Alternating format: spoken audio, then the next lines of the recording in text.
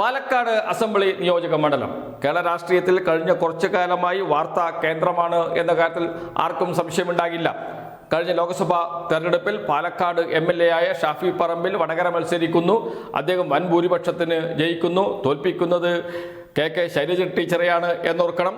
അങ്ങനെ പാലക്കാട് ഒഴിവരുന്നു. പാലക്കാട് ഒഴിവരുമ്പോൾ ഷാഫി പറമ്പിലിൻ്റെ നോമിനിയായി യൂത്ത് കോൺഗ്രസിന്റെ സംസ്ഥാന അധ്യക്ഷനായ രാഹുൽ മാങ്കൂട്ടത്തിലിനെ മത്സരിപ്പിക്കുന്നു. രാഹുൽ മാങ്കൂട്ടത്തിൽ നല്ല ഭൂരിപക്ഷത്തിന് ജയിക്കുകയും ചെയ്യുന്നു. അതിനുശേഷമാണ് രാഹുൽ മാങ്കൂട്ടത്തിന് എതിരെ ബലാത്സംഗ പരാതികൾ ഉയർന്നു വന്നത്. അതേ തുടർന്ന് അദ്ദേഹത്തെ പോലീസ് അറസ്റ്റ് ചെയ്യുന്നു, ജയിലിൽ കിടക്കുന്നു. യൂത്ത് കോൺഗ്രസിന്റെ സംസ്ഥാന അധ്യക്ഷ സ്ഥാനത്ത് നിന്ന് മാറ്റുന്നു, കോൺഗ്രസിൽ നിന്ന് പുറത്താക്കുന്നു. MLA ആയി തുടരുന്നുണ്ട്. ഇത്തവണ രാഹുൽ മാങ്കൂട്ടത്തിന് സീറ്റ് നൽകുന്നില്ല.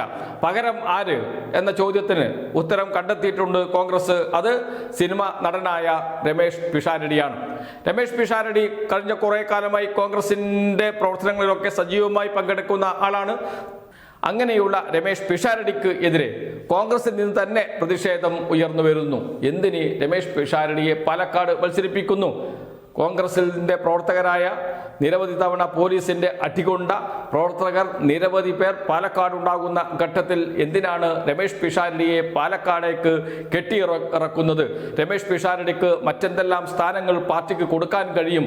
ഈ ചോദ്യങ്ങളുമായി രംഗത്ത് വന്നിരിക്കുന്നത് KSU തൃശൂർ ജില്ലാ പ്രസിഡന്റ് ഗോകുൽ ഗുരുവായൂരാണ്.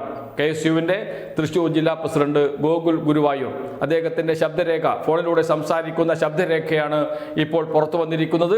അത് നമുക്ക് കേൾക്കാം.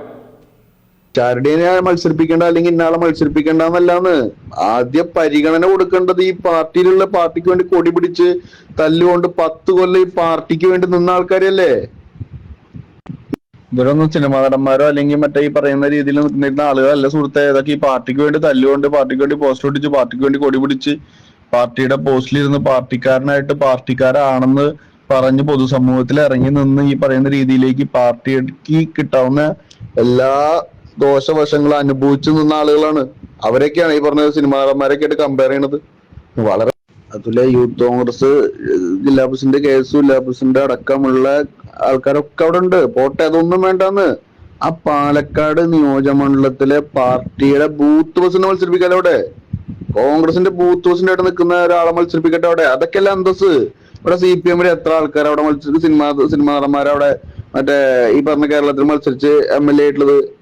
ഭൂരിഭാഗം വരുന്ന നിയമസഭ MLA ആരെങ്കിലും ഒരാളെ നമുക്കറിയണ്ടോ? അവിടെ ലോക്കലായിട്ട് നിൽക്കുന്ന അവിടുത്തെ പാർട്ടിയുടെ ഏരിയ സെക്രട്ടറിമാര്, ബ്രാഞ്ച് സെക്രട്ടറിമാര്, മറ്റേ ഈ പറയുന്ന DYFIയുടെ ആൾക്കാർ, മറ്റുള്ളവർ ഈ പാർട്ടിയുമായി ബന്ധപ്പെട്ട് നിൽക്കുന്നവരൊക്കെയാണ് അവിടുത്തെ MLA വരുന്നത്.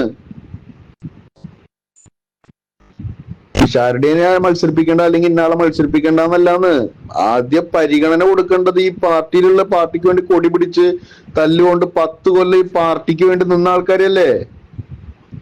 ഈ പാർട്ടിക്ക് വേണ്ടി ഈ പറഞ്ഞ വഴി കൊടി പിടിച്ചും പോസ്റ്റർ ഒട്ടിച്ചും മറ്റേ ചായക്കടകളിൽ പോയിട്ട് നേതാക്കന്മാരുടെ മറ്റേ തൊള്ളേ തോന്നി വിളിച്ചു പറഞ്ഞത് മൊത്തം ന്യായീകരിച്ച് ഈ പാർട്ടിക്കൊപ്പം ഇക്കണ്ട കാലം നിന്ന് ഈ പറയുന്ന നേതാക്കന്മാരുടെ തലതിരിഞ്ഞ വർത്താനങ്ങളും മൊത്തം അനുഭവിച്ച്, അതിന്റെ പോരായ്മകളെല്ലാം അനുഭവിച്ച്, കഷ്ടപ്പാട് അനുഭവിച്ച് പണ്ടാറടങ്ങി നിൽക്കുന്ന ഈ പറയുന്ന പാർട്ടിയുടെ ഏറ്റവും താഴെ തട്ടി കിടക്കുന്ന ഒരാളെ കൊണ്ടുവന്ന് മത്സരിപ്പിക്കട്ടെ.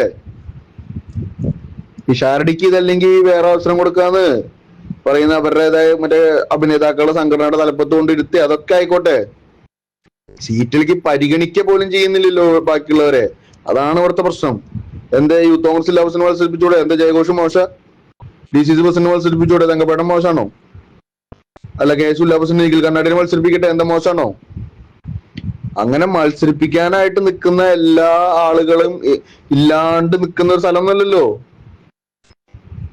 മത്സരിക്കാൻ ആളെ കിട്ടാത്ത സ്ഥലമാണോ പാലക്കാട് നിയമസഭാ മണ്ഡലം എന്ന് പറയുന്നത്? അങ്ങനെയാണെങ്കിൽ ഓക്കെ.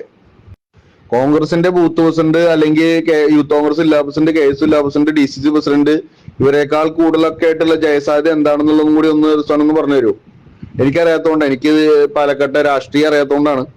എനിക്ക് ഒന്ന് പറഞ്ഞു തന്നാൽ നന്നായിരുന്നു.